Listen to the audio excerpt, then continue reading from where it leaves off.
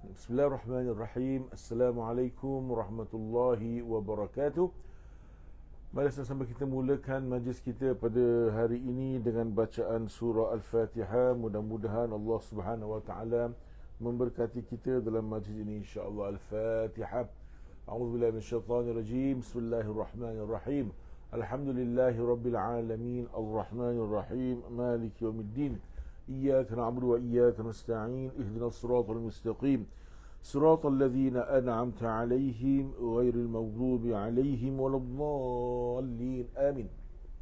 إن الحمد لله نحمده ونستعينه ونستغفره ونعوذ بالله من شرور أنفسنا ومن سيئات أعمالنا. من يهده الله فلا مضل له ومن يضلل فلن تجد له وليا مرشدا. نشهد أن لا إله إلا الله وحده لا شريك له ونشهد أن سيدنا محمدا عبده ورسوله. اللهم صل وسلم على سيدنا مولانا محمد وعلى آله وصحبه وسلم. سبحانك لا علم لنا إلا ما علمتنا إنك أنت العليم الحكيم. رب اشرح لي صدري ويسر لي أمري واحلل عقدة من لساني يفقه قولي. Alhamdulillah. Para hadirin, selamat bertemu untuk kali yang pertama bersama dengan Syahidah Travel.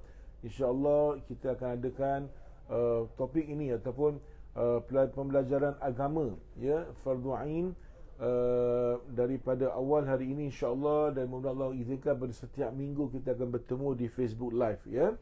Memudahkan pada semua orang, sebab kalau kita buat Facebook Live di mana-mana pun anda boleh melihat, ya, boleh menonton. Semoga usaha ini mendapat keridhaan Allah Subhanahu Wa Taala dan kejayaan yang berterusan insya-Allah, ya. Baik, alhamdulillah. Jadi tajuk pada hari ini saya buka dulu tentang memahami hikmah. Okey, hikmah dan kesederhanaan dalam ibadah, ya. Kita faham tuan-tuan Allah sekalian kenapa Allah Subhanahu Wa Taala ciptakan kita manusia ni, ya. Allah Subhanahu Wa Taala berfirman, "Wa ma khalaqtul jinna wal insa illa liya'budun." Kami tak ciptakan jin dan manusia kecuali untuk mengabdikan diri kepada aku, ya. Jadi bermakna tujuan kita ni hidup ni pertama sekali dicipta oleh Allah Taala untuk beribadat kepada Allah Subhanahu Wa Taala, mengabdikan diri kepada Allah Subhanahu Wa Taala, ya. Itulah Nabi Muhammad sallallahu alaihi wasallam apabila dah betul-betul diuji oleh Allah, dah cukup segala-galanya dan menjadi benar-benar hamba Allah, maka Allah anugerahkan Nabi Muhammad sallallahu alaihi wasallam untuk berjalan itu daripada Masjidil Haram ke Masjidil Aqsa. Itu yang kita faham Isra dan Mi'raj. Okey. Allah sebut subhanallazi asra bi'abdihi. Maha suci Allah yang menggerakkan hamba-Nya. Bermakna dekat sini Allah tak sebut rasul, Allah tak sebut nabi, Allah sebut hamba. Maknanya ulama mengatakan Nabi Muhammad SAW betul-betul jadi hamba Allah Subhanahu Wa Taala insya-Allah, ya. Okey. Jadi kita lihat tuan-tuan dan puan sekalian, dalam kehidupan kita ni kita akan diuji oleh Allah macam Nabi Muhammad SAW diuji oleh Allah, ya, pergi ke Taif kena rintangan, wafatnya Siti Khadijah binti Khuwailid radhiyallahu anha, wafatnya Abu Talib, orang-orang Quraisy semakin kuat menentang Nabi Muhammad SAW, tapi Nabi Muhammad SAW sabar dan akhirnya Allah anugerahkan satu anugerah yang mana Allah tak pernah berikan pada orang lain ataupun pada nabi-nabi yang lain, ya. Okey, baik. Jadi dekat sini para hadirin sekalian kita nak sebut tentang pertama sekali hikmah, ya. Hikmah ni tuan-tuan satu perkara yang tidak terpisah daripada sunnah Rasulullah sallallahu alaihi wasallam, ya. Dengan hikmah tu tuan-tuan, ya, Islam ni tersebar luas. Hikmah tu mana apa? Bijaksana. Ya, sangat hikmah, wisdom. Kita mengenal bahasa Inggeris wisdom, mungkin orang kita lebih faham wisdom, ya. Wise. Kalau Nabi Muhammad SAW tidak dikurniakan oleh Allah wisdom ataupun kebijaksanaan hikmah, nescaya mungkin Nabi SAW tidak akan mengecap kejayaan yang apa Nabi SAW kecapi hari ini dalam dakwah. Begitu juga para sahabat dengan penuh hikmah. Begitu juga para ulama penuh hikmah. Bila ulama tidak ada hikmah, habis ugam ni keras, tuan-tuan, ya. Kita akan nampak ugam ni keras macam mana Sayyidina Ali karamallahu wajhah pernah sebut, Al-Quran ya'tika kama ta'ti. Quran datang kepada kamu macam mana kamu datang kepada Quran. That's why kita tengok dalam sejarah Islam, ya, saya nak masuk bab ibadat, sebelum saya masuk dulu bab ni, iaitu bagaimana, ya, kita lihat orang-orang yang membunuh Khulafa' Rasyidin. Sebagai contoh, Sayyidina Uthman bin Affan dibunuh oleh orang Islam sendiri. Sayyidina Ali bin Abi Talib karamallahu wajhah dibunuh oleh orang Islam saja. Kenapa? Pasal mereka keras dan mereka tak ada itu hikmah. Tidak nampak, tak ada guna wisdom, tidak ada. Yang dan mereka salah faham tentang Islam. Ini paling berbahaya. That's why Sayyidina Umar Khattab radhiyallahu anhu, bila Umar Khattab ditikam ketika salat subuh, Nabi Sayyidina Umar Khattab bertanya, siapa yang tikam aku? Orang ramai kata, sahabat kata, ya Amirul Mukminin, yang tikam kamu fulan bin fulan, Fairuz Al-Majusi, Abu Lu'lu' Fairuz Al-Majusi. Dia orang Majusi, ya. Umar Khattab kata apa? Alhamdulillah, setidaknya bukan orang Islam yang tikam aku. Tapi selepas itu tak menjadi, tuan-tuan. Sayyidina Osman, Sayyidina Ali ditikam oleh orang Islam sendiri, ya. Ini kita takut. Fahamilah tentang hikmah ni, tuan-tuan. Allah Subhanahu wa taala berfirman, ya, yu'til hikmata man yasha wa man yu'tal hikmata faqad utiya khairan katsira. Allah Subhanahu wa taala kurniakan hikmah ni pada siapa yang Allah kehendaki. Tak semua orang dapat. That's why kita berdoa, tuan-tuan, kita minta pada Allah hikmah. Ya, Allah maftah alaina hikmataka. Ya Allah, kurniakan, buka pada aku hikmahmu. Wa syur alaina min khazin rahmatik. Ini doa yang biasa kita baca. Ya, hikmah ni kita minta, bijaksana, faham sesuatu benda dengan betul, ya. Dan kita tidak keras. Nabi Muhammad SAW sebut, utitu bil hanifiyati samha. Aku ni diutuskan, diberikan oleh Allah dengan membawa satu agama yang samha, yang mudah, yang banyak bertoleransi. Tapi bukan dipermudah-mudahkan. Anda kena faham, ya. Yang mudah, bertoleransi dengan semua orang. Islam boleh hidup dengan semua orang. Apa zaman pun umat Islam boleh duduk di mana-mana saja pun. Okey? Dan kita balik ayat tadi, wa may yu'tal hikmata faqad utiya khairan katsira. Siapa yang Allah kurniakan dia hikmah, maka sesungguhnya dia telah pasti dikurniakan oleh Allah dengan satu pemberian kebaikan yang sangat banyak. Itu kelebihan dia, ya. Kita tengok, tuan-tuan, Nabi Muhammad SAW penuh dengan hikmah, ya. Saya nak sebut dalam bab fikir, kita masuk selepas ni, tuan-tuan, ya. Kita tengok cermin kita Nabi Muhammad SAW, cermin kepada Quran Nabi Muhammad SAW, ya.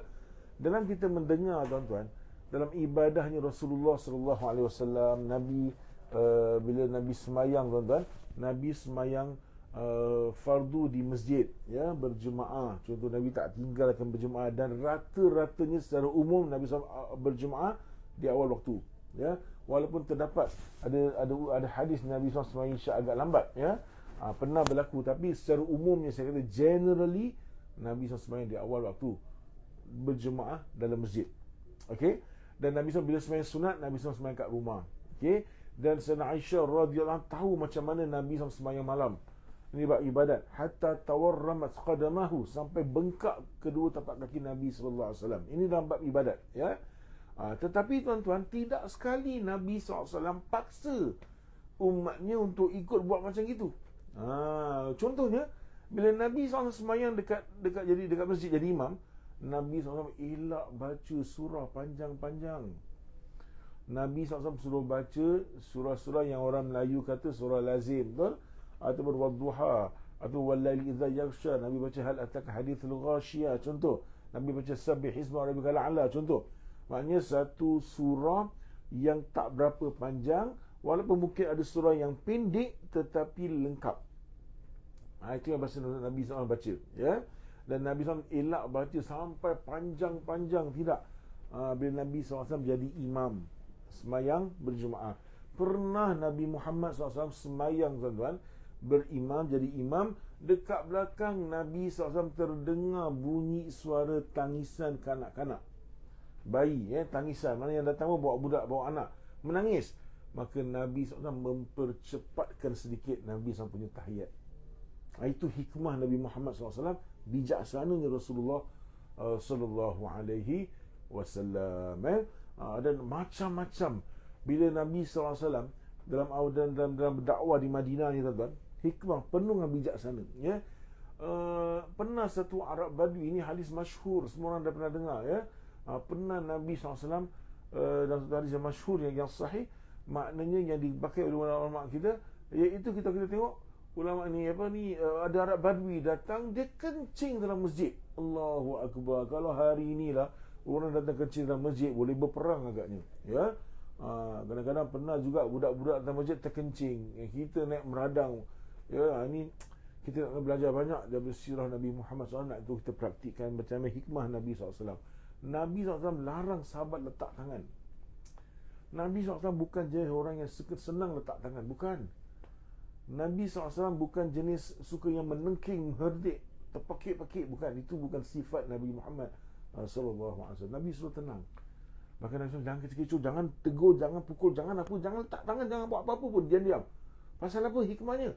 Kalau kita pergi, kita segar dia, dia terperanjat, dia lari satu masjid lagi masalah.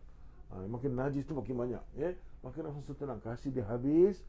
Dia dah jatuh, dia dah apa ni apa nama maksudnya, dia dah habis tenang, dia punya apa kencing semua. Maka Nabi SAW ajar macam mana nak bersihkan, nak istinja, nak bersihkan tempat tu daripada najis, ya. Di situlah kita tengok ulama-ulama kita, Imam Syafi'i mengatakan, ya, kita kalau budak orang kencing dekat atas lantai sebagai contoh, kita lap, okey, kita lap. Kemudian kita kadang-kadang kita mop, kita mop dengan air, kita mop dengan apa, dengan sabun, tapi kita tak siram ambil air, kita jirus. Dari segi hukum, Imam Syafi'i kata secara hukum najis tu masih kat situ. Dia belum 100% bersih, ya. Macam mana awak pakai sabun klorak ke apa pun, tapi awak tak ambil air, awak tak siram, orang panggil air siram ataupun air lalu, ya. Maka dari segi hukum, hukman, ya, najis itu masih kat situ. Daripada mana? Kita belajar daripada hadis Nabi SAW ketika Nabi SAW membersihkan ataupun mengajar untuk nak buat apa, nak bersihkan najis yang ditinggalkan oleh Arab Badui tadi, ya. Begitu. Ini cakap pasal hikmah Nabi Muhammad SAW. Pernah satu ketika Rasulullah SAW sampai tempat Nabi SAW nampak ada tali, ya, ada tali, ya. Bila Nabi SAW nampak ada tali, Nabi SAW tanya, apa tali ni? Sahabat kata, ya Rasulullah, tali ni dibuat oleh Zainab. Bila dia semayang malam, dia beribadat di semayang malam, kalau dia mengantuk, dia macam rasa nak terhoyong-hayang, dia pegang tali tu. Pasal apa? Dia cuba nak ikut macam Nabi SAW. Ya, tuan-tuan Allah sekalian, ya, dalam bab tu, tuan-tuan, Rasulullah SAW bukan sokong. Nabi SAW nasihatkan suruh apa? Cabut itu tali. Buka tali tu. Jangan letak. Siapa-siapa nak ibadat ikut kemampuan, kalau dia mengantuk, dia tidur. Lepas tu dia bagi rehat daripada tubuh badan dia, kemudian baru dia ibadat dengan cara tenang. Kalau dia rasa tak boleh tahan, dia tak mampu buat 8 rakaat, buat 2 rakaat pun tak apa. Lebih baik buat daripada tak buat, tetapi ikut kemampuan. Ini dia dalam hikmah dalam beribadat kepada Allah Subhanahu Wa Taala, ya. Pernah satu ketika, tuan-tuan, ada seorang sahabat bernama Sayyidina Muaz bin Jabal radhiyallahu anhu, ya. Muaz bin Jabal ni, tuan-tuan, bukan calang-calang sahabat. Dia antara sahabat yang hafal Quran dengan lancar. Dia seorang sahabat yang mana dia ni faham dan arif tentang ilmu qiraat yang dibaca oleh Rasulullah sallallahu alaihi wasallam. Dia adalah seorang sahabat yang faqih, yang faham tentang hadis dan faham dekat mana nak letak hadis tu, macam mana nak praktikkan hadis tu dari sudut fikih. Mana seorang sahabat yang faqih, ya, dia bukan setakat muhaddis saja, dia faqih. Sahabat Muaz bin Jabal ni, ya, dia orang yang antara yang paling tahu tentang halal dan haram. Ya, ini halal ke, ini haram, ini sunnah ke, ini bukan sunnah ke, ini wajib ke apa, dia yang paling faham. Sampai kan Rasulullah SAW percaya dengan dia, dengan ilmu dia, dengan keberkahan dalam hidup diri dia, dengan kedalaman ilmunya, dengan amanahnya dia tu, sampai Nabi SAW utuskan dia, hantar dia wakil Nabi SAW pergi ke Yaman untuk mengajar umat Islam yang baru masuk Islam di Yaman. Jadi kalau kita pergi Yaman, ada satu masjid, ada maqam situ, masjid Sayyidina Muaz bin Jabal radhiyallahu anhu. Ya, tapi macam mana pun sahabat ni dia boleh buat silap. Dia bukan maksum, dan di situ Nabi SAW tegur dia. Dia satu ketika, tuan-tuan, Muaz bin Jabal, dia jenis dia semayang dengan Nabi SAW semayang Isyak. Okey, dia tak mau tinggal semayang solat ni, sahabat punya cara, dia tak mau tinggal solat fardu dengan Nabi SAW. Lepas habis solat fardu, biasanya dia akan balik ke kampung dia, mungkin jauh sikit. Dia balik kampung, dia pula semayang sekali lagi jadi imam pada orang-orang dalam kampung dia, sebab dia nak mendidik orang dalam kampung dia. Muaz bin Jabal. Baik. Jadi satu ketika dia semayang, dia punya level ni dah tinggi, tuan-tuan. Kita tak sama level para sahabat, ya. Para sahabat, ya, para ulama, mereka boleh ada cerita-cerita yang kita dengar, dia boleh baca berbelas-belas juz, berjuz-juz pada waktu malam. Dia boleh baca berqiyamul lail satu malam tu, dia boleh khatam Quran dan sebagainya. Ini luar biasa karamah mereka. Tapi kita macam saya ni tak sampai level macam gitu, ya. Tapi bila Muaz bin Jabal, Sayyidina Muaz bin Jabal radhiyallahu anhu, dia sampai dekat tempat dia tu, dia semai Isyak, dia imamkan solat Isyak. Kemudian apa yang berlaku? Dia baca surah Al-Baqarah. Alif lam mim dzalikal kitabu la raiba fihi hudal lil muttaqin sampai habis. Sampai juz kedua dan sebagainya. Ya, maknanya dia baca yang panjang. Maka jemaah dekat belakang tak boleh tahan menggeletar, ya. Tak mesti orang tua je menggeletar, yang muda pun kadang-kadang tak boleh tahan juga, kan. Maka yang muda yang tak boleh tahan ni pun ada yang bagi salam, mufaraqah, semayang sendiri, habis jalan. Jadi bila orang buat macam gitu, timbul jadi macam syakwa sangka. Pasal apa? Zaman Nabi SAW di Madinah ada orang munafik, ya. Orang munafik ini kita tak tahu dalam hati dia tak beriman. Luar kita nampak dia beriman, kita tak tahu. Dan bukan urusan kita nak pergi korek, bukan urusan kita nak syakwa sangka dengan dia, ya. Jadi antara sifat atau cara-cara orang munafik ni yang Nabi SAW pernah bagi tahu, dia berat nak sembahyang subuh, berat nak sembahyang Isyak berjemaah. Jadi bila orang ni dia bagi salam, dia keluar berjemaah, dia takut dia ni kena label sebagai orang munafik, orang salah sangka dengan dia. Maka dia pun bertemu dengan Nabi SAW, bagi tahu, nak bagi tahu bukan dia tak boleh suka sembahyang maghrib, sembahyang Isyak subuh berjemaah. Bukan kerana dia ni benci atau bukan kerana dia tak beriman, bukan dia munafik, bukan. Tapi dia tak boleh tahan. Ya Rasulullah, Muaz bin Jabal mengimamkan surah Isyak, dia baca surah Baqarah semua sekali. Ya Rasulullah, saya tak tahan, ya Rasulullah. Mungkin ada orang ingat mesti Nabi SAW marah dia, kau ni munafik ke apa? Tidak, Nabi SAW tak macam itu. Nabi faham keadaan umat. Okey. Dan Nabi SAW beritahu kepada Muaz, ya Muaz, Nabi tegur Muaz walaupun Nabi marah, Nabi tegur dengan cara baik. Nabi beritahu, maknanya jangan sampai Muaz bin Jabal ni jadi satu fitnah. Fitnah macam mana? Fitnah ni makna apa? Dengan sebab Muaz bin Jabal baca panjang-panjang sembahyang Isyak, orang lain tak boleh tahan, menyebabkan orang semua jadi malas, jadi macam serik nak sembahyang berjemaah walaupun baca sedap. Ya, tak boleh tahan. Jadi baca wasyamsi wadhuhaha, baca la uqsimu bihadzal balad, baca wadhuha, baca surah-surah yang ringkas, tapi lengkap, dan tidak begitu panjang. Itu Nabi SAW bagi tahu, nasihatkan Sayyidina Muaz bin Jabal radhiyallahu anhu. Itulah hikmah Nabi Muhammad sallallahu alaihi wasallam, ya. Dan banyak benda yang kita perlu pelajari tentang dalam agama ni, ya. Kadang-kadang kita berpegang pada satu benda yang tidak sahih, yang sebenarnya bukan daripada ajaran agama, tetapi kita dah pegang dan dia mengakibatkan kita punya hidup menjadi masalah. Kan?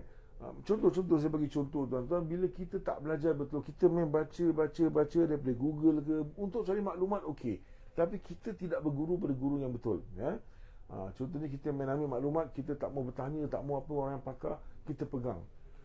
Satu masa timbul pula masa satu orang tu dia kahwin. Bila dia kahwin, dia ada masalah, ya. Ataupun katakanlah satu orang yang kahwin, kita nampak family kita, abang kita berkahwin sebagai contoh. Lepas tu dia ada masalah isteri dia dengan mak dia, ya. Kita pula yang tak tahu apa-apa ni, kita pula pergi tembak dia cukup-cukup. Tahu tak, awak macam ini, tengok, jangan sampai awak nak mati, mengucap pun tak boleh. Ingat Al-Qamah, cerita pasal Al-Qamah. Al-Qamah tu sahabat tau. Al-Qamah tu sahabat. Al-Qamah tu bermakna kalau dia kalau dia cuma mak dia ada tak senang hati dengan dia sikit, tegur dia sikit. Bukan dia buat apa, bukan dia biadab dengan mak dia. Bila dia dah kahwin, dia ada macam satu benda yang membuatkan mak dia tak happy dengan dia. Itu saja, bukan dia biadab, bukan dia tak bagi mak dia nafkah ke apa, bukan dia macam uqul walidah, macam dia derhaka pada mak, tidak. Ada benda mak dia tak happy dengan dia. Terus nak meninggal tak boleh mengucap, sampai kononnya Nabi SAW nak bakar dia. Ini hadis daripada saya kecil saya dengar. Orang jadikan satu panduan, jadi satu pegangan. Sedangkan ulama-ulama halim mengkritik hadis ini. Ada ulama kata Al-Qamah ni ahli Badar, macam mana boleh dia pula? Ada pula ulama mengatakan hadis tu bukan hadis sahih, ada yang sangat lemah, ada yang kata maudhu' dan sebagainya. Ini maknanya kita nak kena faham agama ni dengan betul. Kena belajar, keep on belajar, keep on cari guru yang betul. Jangan satu guru, 2-3 guru, tak apa, yang betul-betul bertauliah yang kita yakin. Jangan ambil agama ni main ciduk-ciduk daripada orang-orang yang kita tak kenal, kita tak tahu. Pasal apa? Kalau kita nak buat rumah tuan-tuan, kita panggil engineer yang tak qualified. Apa masalahnya? Tak ada orang berani buat macam itu. Kenapa? Sebab mungkin dia tak qualified, dia buat rumah tu roboh, habis banyak orang mati nanti. Tapi dalam agama dia tak perasan. Dia ambil salah guru, ajar sesat, na'udzubillah min zalik, akidah dia terbatal, amalan semua terbatal. Tahu-tahu dekat akhirat besok bila bangkit, Allah kata apa? وَالَّذِينَ كَفَرُوا أَعْمَالَهُمْ كَسَرَابٍ بَقِيعَةٍ يَحْسَبُهُ الظَّمْآنُ مَاءً. Orang-orang yang kufur, walaupun ini ayat pada orang kafir, tapi orang beriman pun ambil kira juga. Pasal apa? Orang kata ibaratnya pukul anak sendiri menantu kan. Jadi ada orang pun, orang beriman pun kita takut. Takut-takut kita ni termasuk dalam golongan yang kita sangkakan kita mati besok kita buat amalan yang banyak. Tetapi amalan tersebut kasarab. Sarab ni dalam bahasa Melayu atau Indonesia kata fata morgana. Sarab, ya. Kasarabin baqi'atin yahsabu dham'anu ma'a. Begini tuan-tuan, Allah bagi perumpamaan. Satu orang dia tengah haus, dham'an. Dalam bahasa Arab ada atshan, ada dham'an. Atshan tu haus, dham'an ni haus yang teramat sangat boleh buat maut. Itu pun dham'an, ya. Jadi maknanya kita tengok orang yang tengah-tengah padang pasir terlampau haus, dia nak mati haus, kehausan tak boleh tahan, ya. Kemudian dia nampak ada debu ataupun dia nampak ada wap yang naik, wap, ya. Dia sangka itu air, dia lari pergi tempat tu nak ambil air. Sekali dia sampai, ternyata bukan wap tu bukannya air, tapi cuma debu saja. Itu, ya. Ini kita tak nak. Orang datang akhirat dia sangka amalan dia banyak, tapi satu-satu kena tolak daripada Allah Subhanahu Wa Taala. Nauzubillah min zalik, ya. Semoga Allah jauhkan kita daripada amalan, jauhkan kita daripada golongan tersebut, insya-Allah, ya. Okey, tuan-tuan Allah sekalian. Jadi ini dalam masalah hikmah, ya. Dalam masalah hikmah, banyak sekali hikmah. Dengan hikmah itulah Rasulullah sallallahu alaihi wasallam maafkan ahlu Mekah. Bila Nabi sallallahu alaihi wasallam, tuan-tuan, pada tahun 8 Hijrah, ya, Nabi SAW datang conquer kota suci Mekah. Nampak? Kota suci Mekah sudah dapat dikuasai. Apa Nabi SAW buat? Orang-orang Mekah cabut lari, tuan-tuan. Cabut lari. Ada yang cepat-cepat cabut pergi mana boleh. Ada yang masuk dalam rumah tak mau keluar. Habislah Muhammad akan sembelih kita hidup-hidup. Pasal apa? Muhammad akan balas dendam. Apa Nabi SAW sebut? Hari ini aku akan cakap pada kamu apa yang saudara aku Nabi Yusuf AS cakap pada adik-beradik dia ketika mereka dapat tahu yang bantu dia itu, pembesar Mesir itu adalah adik dia yang mereka pernah bunuh dulu. Mereka pernah nak bunuh dulu, ya. Maka Nabi sebut apa? La tathrib alaikumul yawm. Tidak ada sebarang celaan bagi kamu pada hari ini. Yaghfirullahu lakum. Semoga Allah ampunkan kamu semua. Wa huwa arhamur rahimin. Dan Allah lah Maha Pengasih, Maha Penyayang, ya.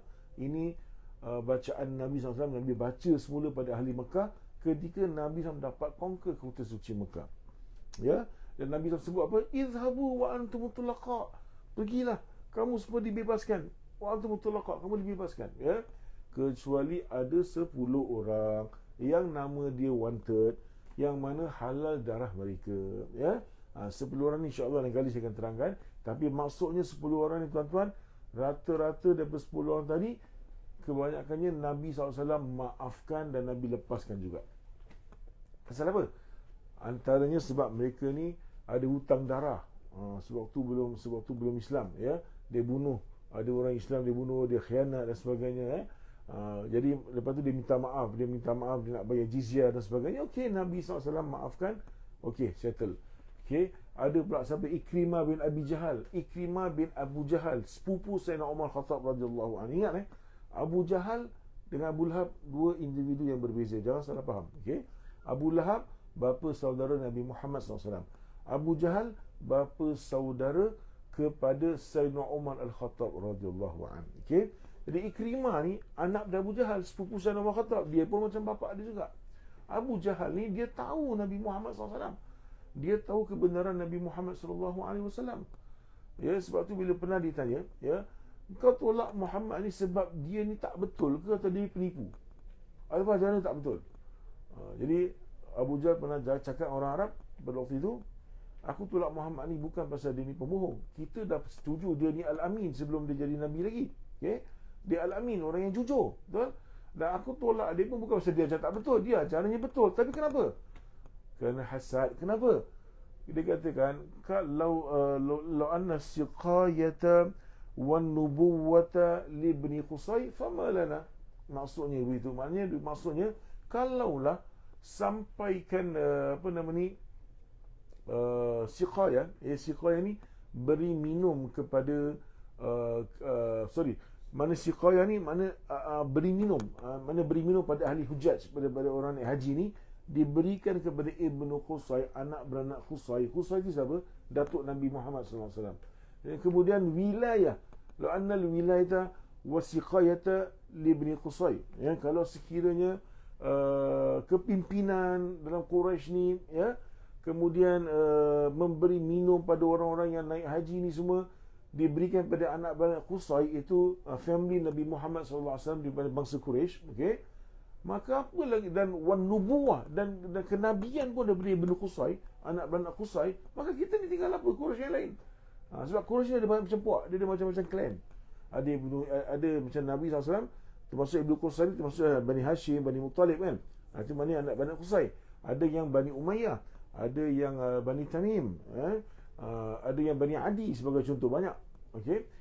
Jadi Abu Jahal kata, okey, Abu Jahal daripada Bani Makhzum, okey. Jadi dikatakan, kalau sekiranya semua ni kepimpinan dapat tender makan, memberi minum orang-orang haji pun anak beranak Qusay, sampai Nabi pun ke Nabi anak Qusay, kita Quraisy ni dia apa? Nampak? Jadi itu pasal dia tak boleh terima. Itu dia pasal ni sebenarnya ni Abu Jahal tak boleh terima Nabi Muhammad SAW pasal keegoan dan peribadi dia, ya.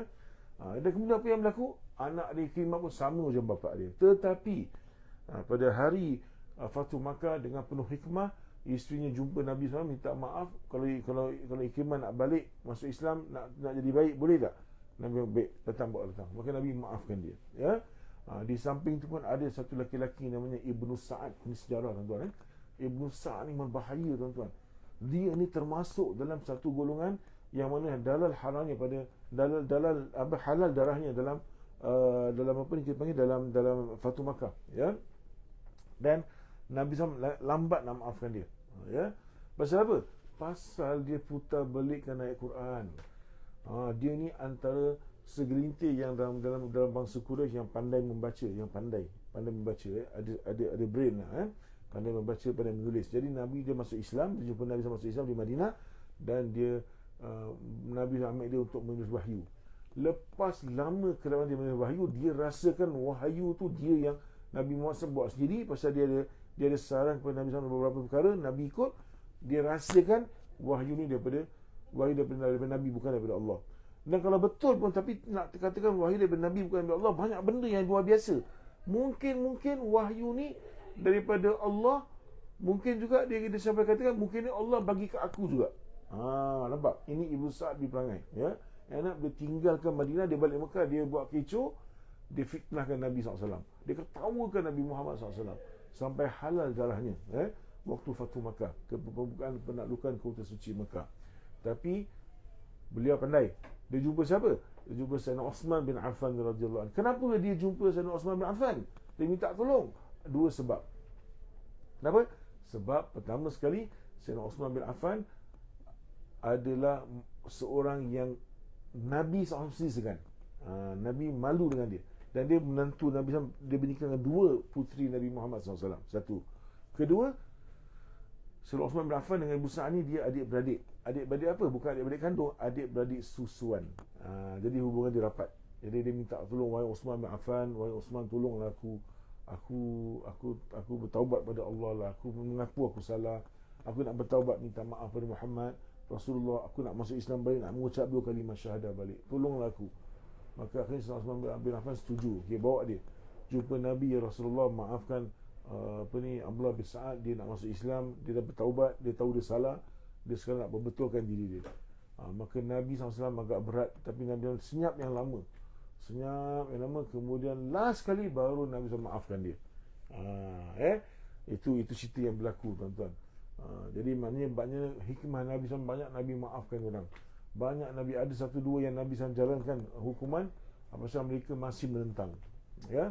Dan apa-apa pun dalam Islam ni penuh dengan hikmah Nabi Muhammad sallallahu alaihi wasallam. Allahumma salli wa sallim wa barik alaihi wa ala alihi, ya.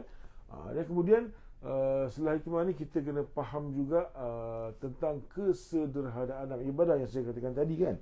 Nabi SAW tak pernah paksa siapa-siapa pun sembahyang malam sampai memberatkan diri sendiri. Tidak. Kita sembahyang malam, kita ikut ibadat yang diajar Nabi SAW sederhana, ya, tapi berterusan.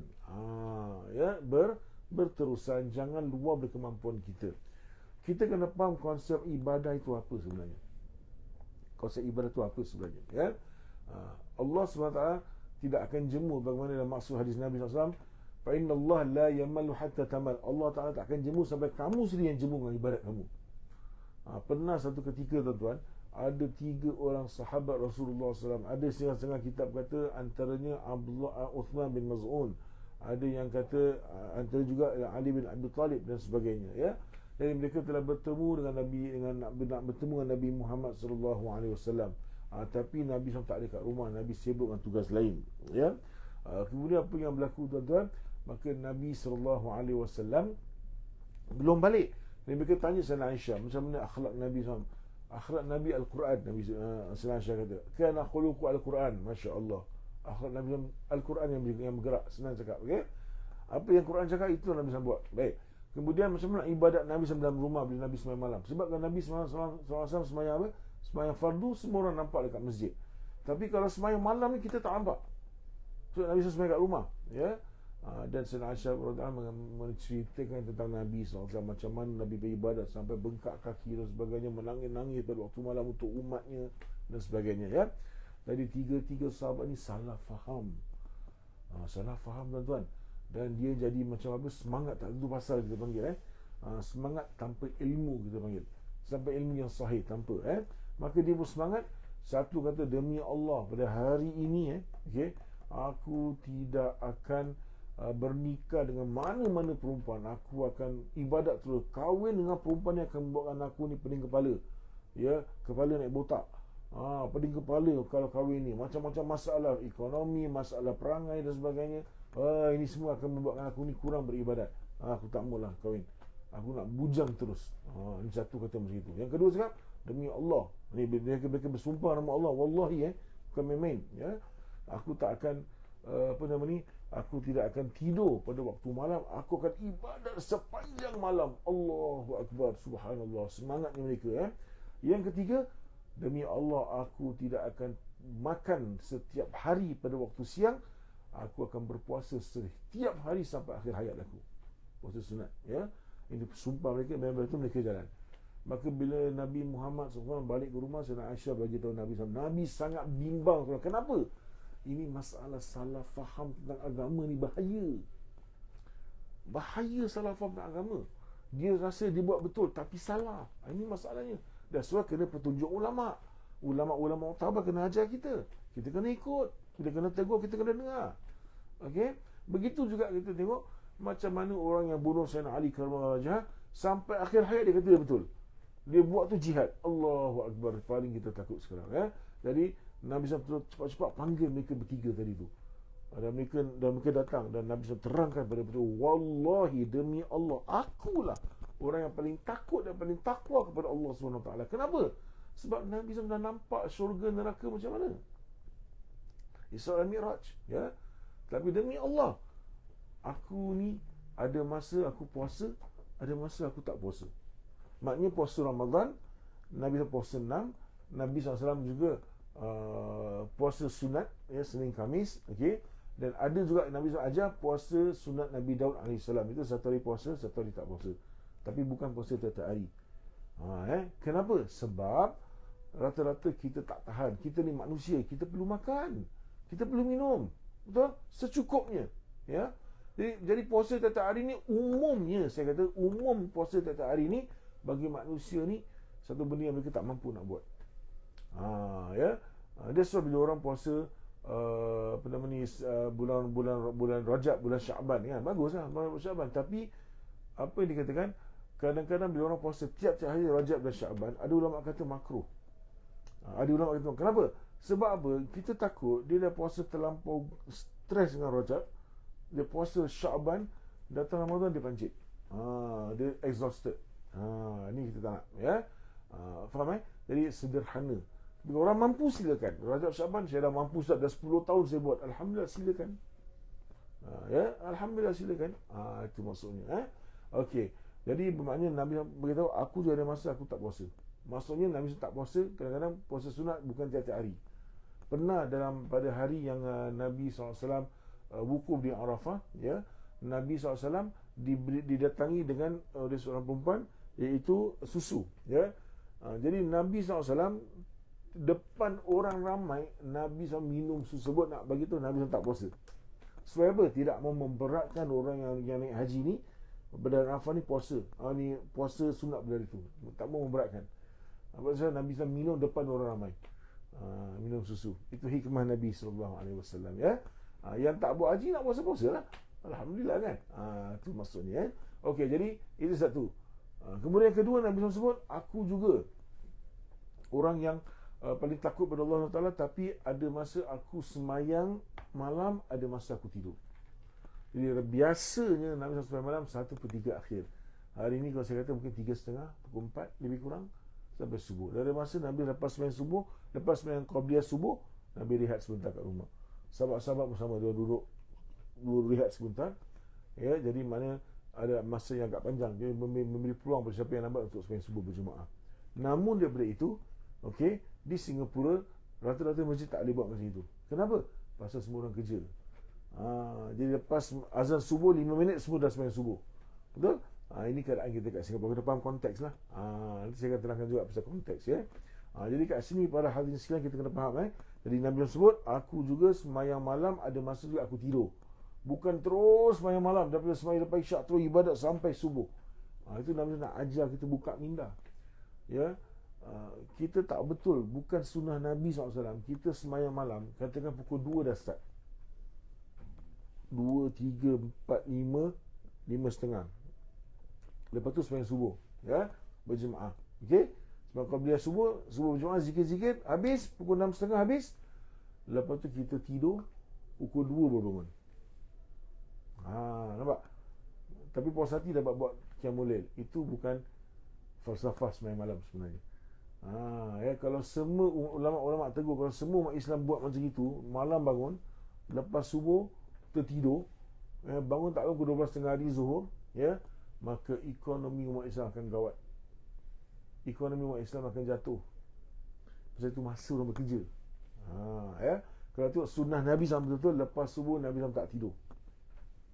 Pernah satu orang, tuan-tuan, lepas wafat Nabi SAW satu masa, ada tabi'in, mereka jumpa Abdullah bin Mas'ud. Abdullah bin Mas'ud pada itu sahabat yang dah agak senior dan yang dah agak berumur, ya. Jadi mereka lepas subuh tu nak jumpa Abdullah bin Mas'ud. Dia masuk satu rumah tu lah, kan, ceritanya. Mereka nak masuk, mereka macam takut, segan. Pasal apa? Takut ada orang tengah tidur ke lepas subuh, kan, pasal pagi sangat. Maka Abdullah masuk, panggil, hantar orang, suruh orang masuk. Bila masuk, Abdullah bin Mas'ud tanya, kenapa kamu tak masuk tadi? Oh tidak, Syekh, kita takut ada orang pagi-pagi sangat tengah tidur, tengah rehat, kita ganggu. Dia kata tak ada sunnah Nabi SAW tidur lepas subuh. Itu bukan tu benda yang amalan kita, bukan.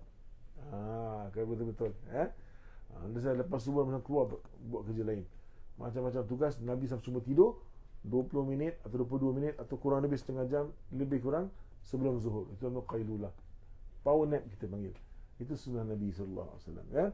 Okey, jadi bila dah habis ni, maka Nabi bagi tahu juga pada sahabat tersebut, aku juga paling takwa pada Allah, tapi aku juga bernikah dengan perempuan-perempuan. Maka Rasulullah bersabda, an-nikahu sunnati faman raghiba an sunnati falaysa minni. Nikah itu sunnahku, barang siapa yang tidak gemarkan sunnahku maka tidak ada termasuk dalam golongan umatku, ya. So jangan cakap saya tak suka nikah, jangan. Saya suka nikah. Mungkin masa belum lagi, mungkin belum dapat sesuai ke whatever it is, mungkin saya ni mungkin maknanya belum diizinkan lagi. Mungkin doa banyak-banyak kepada Allah dapat jodoh yang baik, Tapi jangan sekali-kali cakap saya tak suka nikah, ya. Dan sekali-kali jangan kutuk orang yang berpoligami. Saya pesan, kalau ada orang yang berpoligami, tetapi dia yang buat tak betul, salah dia, bukan salah poligaminya, tidak.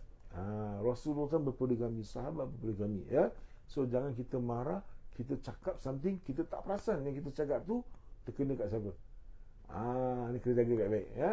Ada orang tak usah kata kahwin dua, kahwin satu pun boleh buat masalah juga, pun tak jaga berlaku adil, tak bagi nafkah, pukul pantai bini dan sebagainya. Ini semua pun tak betul. Jadi bukan kahwinnya yang salah, dia individu yang tak betul. Kena faham ni, ya. Jadi jangan cakap saya tak suka kahwin. Jangan. Nabi dah sebut, faman raghiba an sunnati falaysa minni. Siapa yang tak gemarkan sunnahku maka tidak termasuk dalam golongan umatku. Ni kena faham, ya. Jadi macam mana hikmahnya Nabi SAW, macam mana kena faham agama ni sederhana, ya. Ummatan wasata, umat yang di pertengahan. Dalam bab akidah pun kita pertengahan. Kalau kita tidak seperti orang Yahudi sebagai contoh, yang tidak terima Nabi Isa AS, kita pun tidak macam orang Nasrani yang mengangkat Nabi Isa sampai merosak akidah. Kita tengah-tengah. Kita terima Nabi Isa AS sebagai seorang Nabi dan Rasul, seorang Nabi yang mulia, ya. Tapi kita tak angkat sampai dia jadi Nabi, jadi Tuhan, tidak. Ini kita umat pertengahan segi akidah sekalipun, ya. Dari segi apa sekalipun, kita di pertengahan. Jadi ibadah kita pertengahan. Kita tengok lebih-lebih lagi pertengahan kita ni kadang-kadang kita terbuka, ya. Kita terbuka dengan ibadat ni dengan macam-macam mazhab.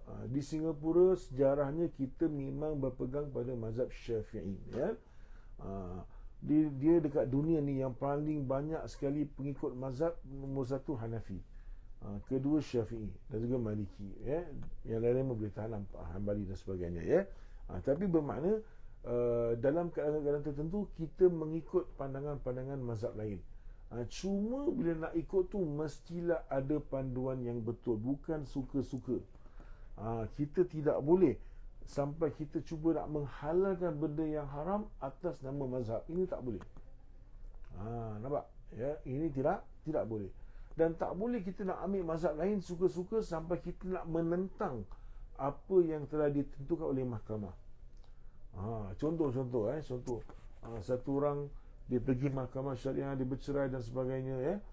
Dia cuba nak mengatakan dia ceraikan talak isteri yang talak 3 sebagai contoh, ya.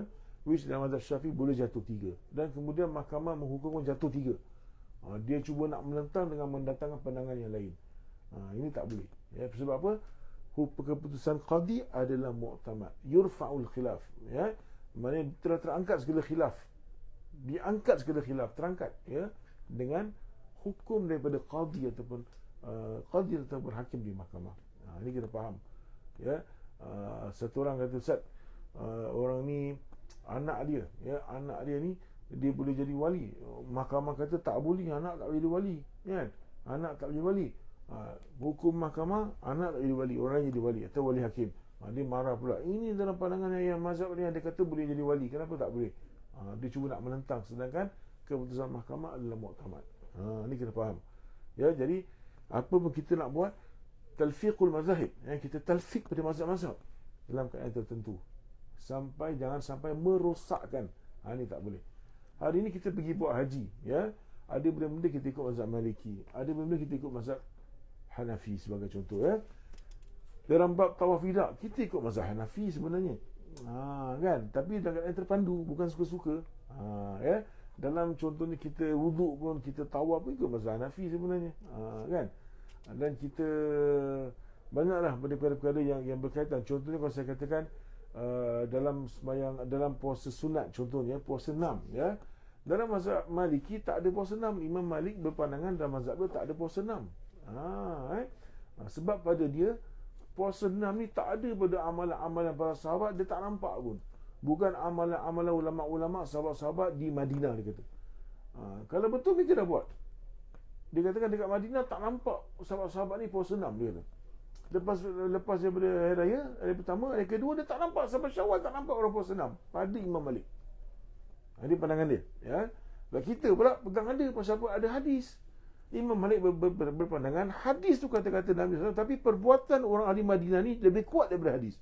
Sebab mereka sudah tentu faham lebih banyak daripada Rasulullah SAW. Ini antara perbezaan. Dalam mazhab Maliki sebagai contoh, Imam Malik anjing tu bukan najis. Anjing bukan najis. Tapi tak betul lah satu orang ambil anjing, isytihar depan orang ramai, cium anjing dan sebagainya, kasih orang makin marah. Apa tujuan buat begitu? Jadi kita kena faham adab-adab dia, ya, tanpa kita tolak, ya, pandangan, tapi kita ambil pada tempatnya. Dan so kita perlu hikmah dalam masalah ni, ya. Dan banyak pada ni kita nak congkil lagi, especially dalam bab haji, dalam bab umrah sebagai contoh, ya. Apa pandangan para ulama dalam masalah ni, ya. Dalam especially dalam bab haji, macam-macam benda yang akan saya akan congkil nanti insya-Allah. Dan juga dalam masalah fiqhiyah yang lain, ya, dalam bab solat, dalam bab najis, dalam bab air mutlak, air musta'mal, ya, macam mana cara kita gunakan dan keadaan yang macam mana kita boleh ikut mazhab lain. Ini insya-Allah saya nak terangkan, ya. Okey, baik, alhamdulillah tuan-tuan. Saya berhenti sini dulu, saya buka soalan, ya. Kalau sekiranya ada apa-apa persoalan yang nak di-sharekan, kalau ada, baik, saya ada soalan kat sini Ustaz. Okey, soalan dekat sini berbentuk, Ustaz, saya difahamkan tentang kelebihan solat subuh berjemaah, okey, tapi saya tak dapat pergi ke masjid untuk solat berjemaah kerana suami saya tidak izinkan. Okey, satu yang tanya ni perempuan, okey. Jadi macam mana, Ustaz? Baik, terima kasih. Okey, dalam bab solat berjemaah di waktu subuh, tuan-tuan, saya tadi katakan, solat berjemaah waktu subuh perkara yang paling berat bagi orang munafik waktu zaman Nabi SAW, dan juga isyak berjemaah di masjid, dan kelebihan solat subuh berjemaah memang luar biasa, tuan-tuan. Saya tak boleh cakap lagi, memang sangat besar pahalanya. Tuan kata solat subuh berjemaah, ya. Solat sunat qabliyah subuh pun Nabi SAW sabda, rak'atal fajri khairun minad dunya wa ma fiha. 2 rakaat solat sunat pada waktu subuh ni, qabliyah subuh ni saya panggil, ya, 2 rakaat lebih baik daripada dunia dan seisinya. Jangan tengok dunia ni saja, dalam perut dunia tu ada apa? Ada logam, ada minyak, ada emas, ada macam-macam. Itu sebagai terkumpulkan, tuan-tuan, 2 rakaat qabliyah subuh Nabi sebut lebih baik daripada dunia dan seisinya. Subhanallah, ya. Dan antara waktu azan dengan waktu qamat subuh, itu adalah waktu yang sangat mustajab doa. Ya, saya ceritakan sikit satu cerita, tapi ini bukan daripada hadis, bukan, ini cerita pengalaman orang-orang soleh, ya. Ada satu orang hamba Allah, seorang guru agama juga, ya. Dia menceritakan kepada saya peribadi, beliau waktu itu banyak anak dan pendapatan tidak berapa lumayan dan sebagainya. Jadi beliau merasakan bahawa kemungkinan susahlah nak pergi haji. Nampak-nampaknya nak pergi umrah, nak pergi haji ni benda yang susahlah bagi dia, kerana tak ada kemampuan, ya, kemampuan material atau kemampuan finance tu tidak ada, kewangan, ya. Jadi beliau sangat sedih. Mungkin umur dah 60 tahun, 65 tahun, ada duit sikit pun, tengok CPF pun pada waktu pun tak banyak, dengan anak yang berdiri setengah dozen, 6 orang, anak, masya-Allah. Okey, tapi tawakalnya kuat. Jadi tak tahulah, nampak-nampak hukum akal ni tak pergi haji lah. Mungkin pergi haji pun dah tua, atau mungkin tak dapat pergi langsung because of financial, Jadi beliau ni tergerak nak jumpa dengan seorang alim juga, seorang kiai, alhamdulillah, ya. Jadi kiai ni ajar dia. Ni antara amalan kiai ni. Dia kata apa? Baca Rabbana zalamna anfusana wa illam taghfir lana wa tarhamna lanakunanna minal khasirin. Baca 100 kali, dia katakan, pada antara azan dan iqamah subuh, ya, jangan lepas 40 hari. Itu yang dia ajar sendiri, kata, Alhamdulillah, orang-orang dulu ni, walaupun orang ni orang ilmu, berilmu, dia tak banyak cakap. Dia tak, bila orang ajar kenapa, apa dalil, apa, tak ada. Benda ni baik daripada Al-Quran, ayat yang betul, zikir yang baik, maka dia amalkan. Dengan izin Allah, tuan-tuan, tahun sudah akan datang tu, tiap-tiap tahun pergi haji selama belasan tahun. Subhanallah, itu keberkahan dia. Antaranya apa? Itu antara waktu yang mustajab doa. So hari ni mungkin saya sibuk cakap mengenai diri saya sendiri pun, kita mungkin hidup ada masalah. Ada masalah yang kadang bagus, because why? Bila ada masalah ni, itu buat kita ingat Allah SWT, makin nak dekat kepada Allah SWT. Jadi antara amalan yang ulama-ulama ajar, ya, banyak amalan kita boleh buat. Antara salah satunya, antara azan subuh dan iqamah subuh, kita berdoa, sebut nama anak-anak, minta Allah bagi taufik dan hidayah. Kita tak boleh bagi taufik hidayah. Allah sebut apa? Innaka la tahdi man ahbabta walakin Allah yahdi man yasha. Sesungguhnya kamu tak bagi hidayah pada siapa kamu suka. siapa kamu kehendaki, akan tapi Allah bagi rezeki siapa Allah kehendaki. Minta kepada Allah hidayah untuk diri kita dulu, isteri kita, anak-anak kita semua, sebut nama satu-satu. Amalkan je satu amalan, insya-Allah Allah SWT piara mereka, ya. Jadi itu satu kelebihan, dan sebuah berjemaah sangat besar. Hatta Sayyidina Umar Khattab radhiyallahu anhu pernah berkata, pada dia lebih baik, dia lebih suka sembahyang subuh berjemaah, sebab sembahyang subuh berjemaah ibaratnya macam sembahyang qiyamul lail sepanjang malam. Ya. Kalau sembahyang isyak berjemaah macam sembahyang qiyamul lail separuh malam. Itu Sayyidina Umar Khattab. Dia pernah ketika Umar Khattab ni dia jadi imam, khalifah, jadi imam subuh. Jadi bila lepas sembahyang, dia tengok siapa-siapa kat belakang dia kenal. Satu ketika ada satu orang lelaki pemuda ni, dia tak pergi sembahyang subuh. Dia satu hari tak ada. Maka Umar Khattab ambil tu di inisiatif, ya. Pergi ke pasar, tanya mana mak dia, mana dia ni tak nampak subuh tadi. Oh, mak dia kata semalam dia sembahyang malam. Dia sembahyang malam, lama dia sembahyang malam, dia nak subuh dia tertidur. Umar Khattab kata, wallahi pada aku lebih baik sembahyang subuh berjemaah daripada sembahyang malam sepanjang malam. Dia punya pahala pun sama macam sepanjang malam sembahyang apa? Sembahyang tahajud, ya. Dia dapat subuh berjemaah tadi tu dekat masjid. Masya-Allah, ya. Okey, jadi sebenarnya tuan-tuan kena faham, okey, bila kita sembahyang berjemaah dekat masjid ni, sebenarnya yang dituntut ialah lelaki, bukan perempuan. Ya, kadang-kadang saya ada jemaah saya sebelum ni, kan, ada jemaah saya yang mereka pergi ke masjid sembahyang subuh. Lepas sembahyang subuh mereka bergegas balik. Kenapa? Ustaz, saya nak balik cepat sebab saya nak sembahyang berjemaah dengan isteri saya. Ini biasa berlaku, ya. Banyak dekat masjid saya waktu jadi imam eksekutif dulu, memang banyak kali saya berhadapan dengan perkara masjid. Jadi saya nak beritahu tuan-tuan, pertama sekali kena faham, solat berjemaah di masjid apa waktu sekalipun dituntut untuk orang lelaki, bukan perempuan. Tapi ada hadis Nabi SAW sebut, jangan tegah, jangan larang orang perempuan pergi masjid. Dia nak pergi, biarkan.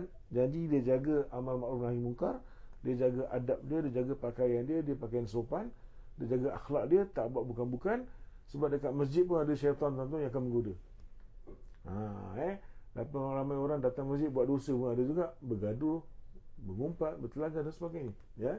Jadi jagalah benda-benda ni, tapi secara umum ni saya nak kata orang perempuan ni dalam hadis Nabi SAW maksudnya sembahyang dia di rumah dia tu lebih baik daripada sembahyang masjid. Sembahyang dalam bilik lebih baik daripada sembahyang kat hall. Dia tak dituntut sembahyang berjemaah pun sebenarnya. Yang dituntut lelaki. Yang Nabi SAW marah, nak bakar rumah orang-orang yang datang rumah dekat masjid tapi tak mau pergi masjid berjemaah, ialah orang lelaki, bukan orang perempuan. Nampak, ya? Orang lelaki bukan perempuan. Jadi orang perempuan sebenarnya paling senang nak masuk syurga. Senang orang lelaki. Ya? Orang perempuan nak masuk syurga senang. Apa pasal? Dia sembahyang 5 waktu, dia tak dituntut sembahyang kat masjid, sembahyang kat rumah pun boleh, atau dalam bilik dia pun tak apa. Dia zikir apa yang patut, ya. Dia puasa Ramadan, okey, dia bayar zakat kalau dia mampu, dan dia buat haji kalau dia mampu. Yang lain dia taat kepada Allah, dan yang lain dia taat pada suaminya. Jaga suami baik-baik. Insya-Allah bila dia meninggal dunia, suami masih hidup, suami redha, ayyuma imra'atin matat wa zawju anha radin dakhalat al-jannah. Mana-mana perempuan, mana-mana isteri, bila dia meninggal dunia suami dia redha dengan dia. Ya Allah, aku redha dengan isteri aku, dia banyak bantu aku, dia isteri yang salihah, ya Allah. Maka Nabi sebut apa? Dakhalatul jannah, tempat dia masuk syurga terus. Habis cerita. Alhamdulillah, ya. Inilah maknanya orang perempuan mudah. Dan dia pun tak perlu zikir panjang-panjang pun. Dia layan suami lagi baik. Terus terang cakap, pernah Rasulullah SAW, isteri Nabi Muhammad SAW, Juwairiyah, tuan-tuan, bila Nabi bersama dengan beliau, Nabi SAW keluar pergi ke buat urusan lepas subuh, sampai balik tu pun Juwairiyah masih duduk berzikir. Maka Nabi SAW ajari zikir yang ringkas. Wahai Juwairiyah, kamu nak tak kalau aku ajarkan pada kamu satu zikir yang ringkas, tetapi pahalanya lebih baik pada apa yang kamu baca daripada awal lepas subuh sampai sekarang. Ada sebenarnya kita sekarang, ya. Maknanya orang perempuan senang je, baca zikir, layan suami baik-baik, dia jaga anak-anak dengan betul, kasih agama betul-betul, biar jadi orang soleh dengan berkat usaha tangan dia. Itulah dia punya saham masuk syurga. Nak pergi masjid boleh, tak dilarang, ya. Cuma nak bagi tahu dia tidak dituntut. Yang dituntut siapa? Lelaki sebenarnya. Sembahyang Jumaat pun orang perempuan tak dituntut. Orang perempuan pergi pun dia tak boleh kira salah satu daripada 40 orang. Ini Islam, ya. Kenapa? Suami yang pergi, laki-laki yang pergi, dah balik, itu modal untuk didik isteri. Begitulah tuan-tuan mati Allah sekalian. Kita faham gambar dengan betul, ya. Okey, ada soalan lagi? Silakan. Okey, tuan-tuan mati Allah sekalian, ni sesi kita yang pertama. Mudah-mudahanlah sesi ini dapat dikembangkan lagi insya-Allah, dan sesi ini memberi manfaat pada diri kita, pada diri saya dan para jemaah sekalian, ya. Saya bersama-sama dengan Syahidah Travel mengirimkan salam daripada Haji Ayub dan juga Haji Hamidah beserta keluarga, memberi salam kepada para jemaah sekalian, ya. Mudah-mudahan Allah sentiasa dalam diri kita, dan Allah kurniakan kita yang terbaik dalam hidup kita insya-Allah. Kita sentiasa dalam perlindungan Allah Subhanahu Wa Taala insya-Allah, ya. Jadi kalau tak ada apa-apa, saya tutup dulu majlis ini dengan tasbih kifarah dan surah Al-Asr. Subhanakallahumma wa bihamdika asyhadu an la ilaha illa anta nastaghfiruka wa natubu ilaik. Bismillahirrahmanirrahim. Wal 'asri innal insana lafi khusr illa alladhina amanu wa 'amilus solihat wa tawassaw bil haqqi wa tawassaw bis sabr. Bismillahirrahmanirrahim. Alhamdulillah, salli ala sayyidina Muhammadin wa ala alihi wasallam. ربنا انفعنا بما علمتنا ورب علمنا الذي ينفعنا رب فقنا وفقي أهلنا وقربات لنا في ديننا ما كنت من سوى ذكر اللهم اهدنا بهداك واجعلنا ممن يسار في رضاك ولا تولنا وليا سواك ولا تجعلنا ممن خالف أمرك وعصاك وحسبنا الله ونعم الوكيل نعم المولى ونعم النصير ولا حول ولا قوة إلا بالله العظيم وصلى الله على محمد وعلى آله وسلم الحمد لله تقبل الله منكم.